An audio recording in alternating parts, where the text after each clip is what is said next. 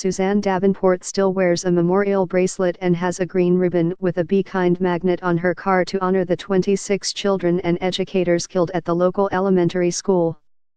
A resident of Newtown's Sandy Hook section, she knew some of the victims, and she knows survivors.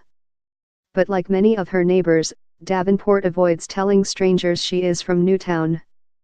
"I was recently at a wedding shower, and a woman saw my bracelet and said, 'Oh, you're from Sandy Hook?'" Davenport said.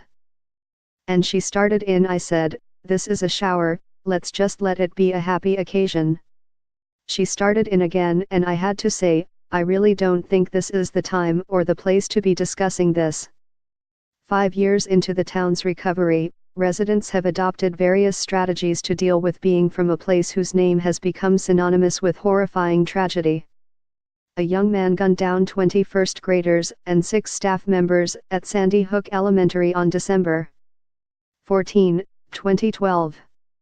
When they travel into the world beyond the otherwise bucolic bedroom community of 28,000 people, some Newtown residents keep their roots to themselves to avoid debates over gun control and mental health. Others have found themselves dealing with awkward silences, or accepting condolences on behalf of an entire town. It can be just as difficult to get no reaction when telling people they are from Newtown. Eileen Burns, a yoga instructor who has lived in town for 30 years. "I want to say to them, did you forget? Do you not remember what happened? How can you not know that this happened?" she said. So, when you are outside of Newtown, it's a very interesting dance of how to react or how not to react. It's a familiar burden to people from other communities that have become known to the world through mass shootings, including at Columbine High School and Virginia Tech, and more recently in San Bernardino, California and Sutherland Springs, Texas. Jane Hammond, who was superintendent of schools for Jefferson County, Colorado, at the time of the 1999 shooting at Columbine, said the connection to the massacre became inescapable for the entire district. "We had 144 schools in our district, and people decided the name of the district was Columbine," she said.